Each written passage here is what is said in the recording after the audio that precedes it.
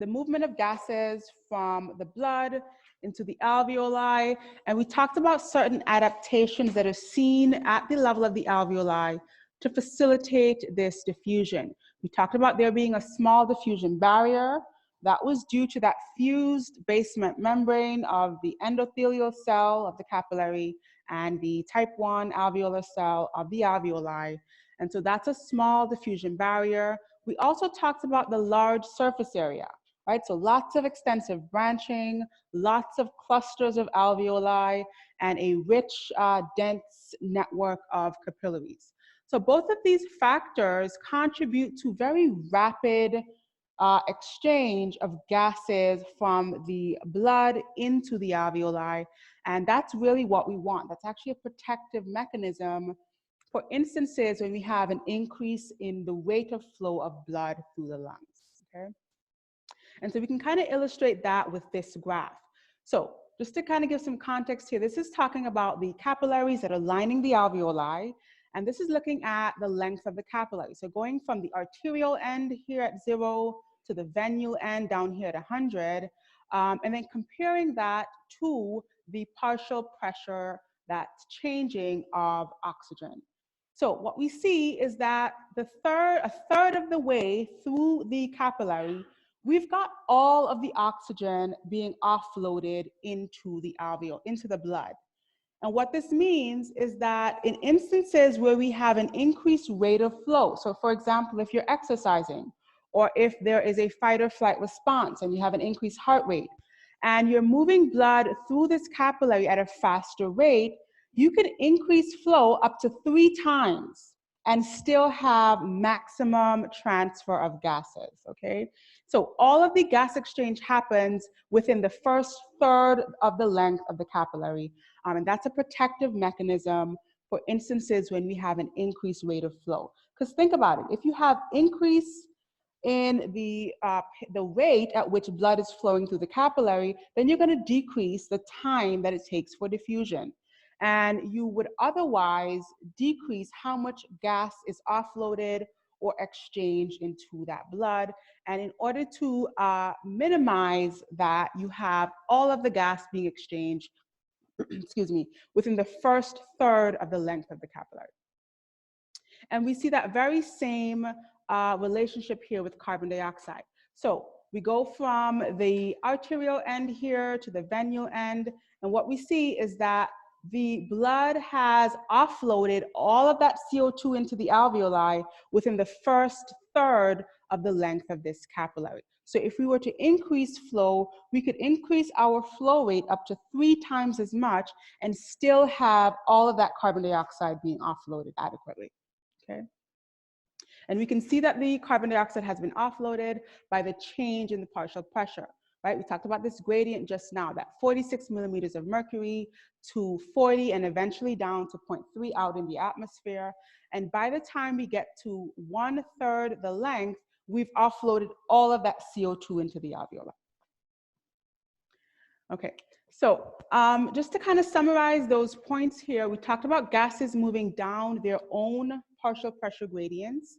And so to look at the overall movement of oxygen, we can see that in the cells, we have a partial pressure of about 40 millimeters of mercury. In the systemic arteries, we have a partial pressure of 100 in that fresh oxygenated blood. And so we have a gradient that facilitates the movement of oxygen from the blood into the cells. And if we look at the partial pressure of oxygen in systemic veins, we can see that it's very low. It's the lowest recorded partial pressure. And that makes sense, right? In our systemic veins, we've got this deoxygenated blood, and so we're going to see the lowest recorded partial pressure for oxygen present in our systemic veins.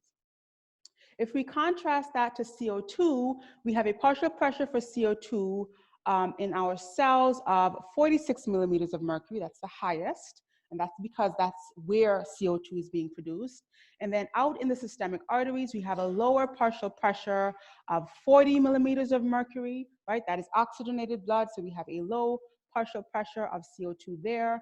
And then that gradient facilitates the movement of CO2 to dissolve from our cells into the blood, so in the opposite direction.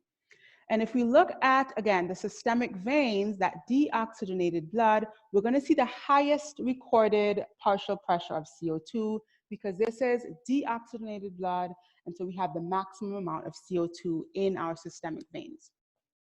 So just to contrast these, we've got the lowest recorded partial pressure of oxygen in systemic veins, and we have the highest recorded partial pressure of CO2 in the systemic veins. Now, eventually, all of this blood mixes in the pulmonary artery, in the right ventricle, and eventually the pulmonary artery. And so we want to understand here that the amount of O2 and CO2 is really dependent upon where that blood is coming from.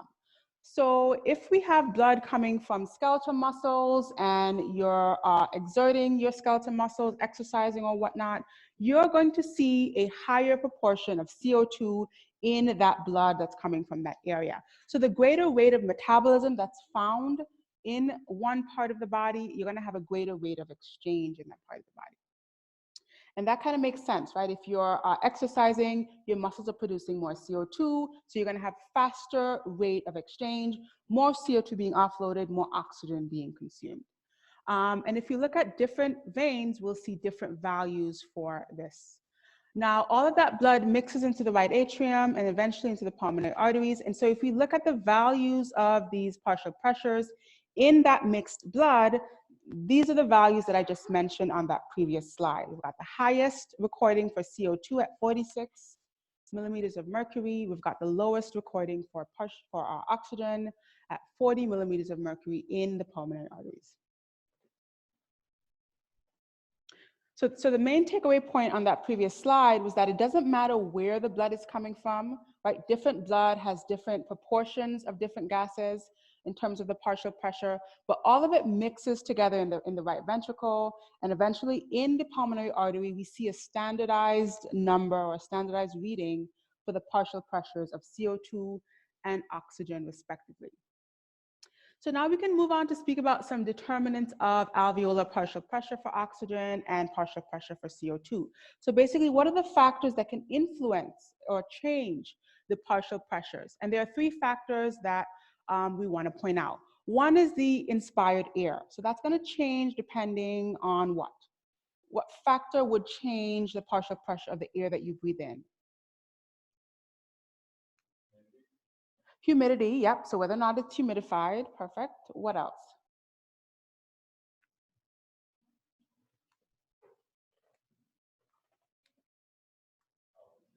Altitude, yep, exactly. So humidity and altitude, those are the two factors that would influence the partial pressures of these individual gases, right? If you're at a higher altitude, you've got a lower partial pressure.